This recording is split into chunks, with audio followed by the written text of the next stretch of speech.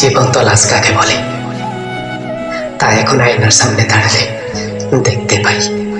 কত সহজেই সবকিছু শেষ হয়ে যায়, শুধু মেনে নিতেই কষ্ট হয়। মাঝে মাঝে মেসেজ পড়ি আর ভাবি, মানুষ কি বদলায় নাকি প্রথম থেকে মিথ্যা বলে।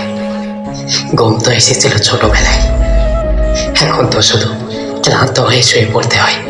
কষ্টে থাকা মানুষটার হাসিটা অনেক সুন্দর হয়। কখনো কখনো নিজেকে পিছিয়ে নিতে হয় শুধুমাত্র অন্যের ভালো থাকার জন্য। ভাবতে ভাবতে যখন চোখে পানি চলে আসবে, তখনই বুঝবে তীব্র যন্ত্রণা কাকে বলে। আরে আমি তো সেইখানেও দোয়া দিয়ে এসেছি, যেখানে তীব্র অতিচাপের দোয়া দেওয়ার কথা ছিল। তুমি কিভাবে বুঝবে আমার মনের কষ্টগুলো? তুমি তো সবসময় আমাকে হাসতেই দেখেছো, নিজের যত্ন নিয়ে।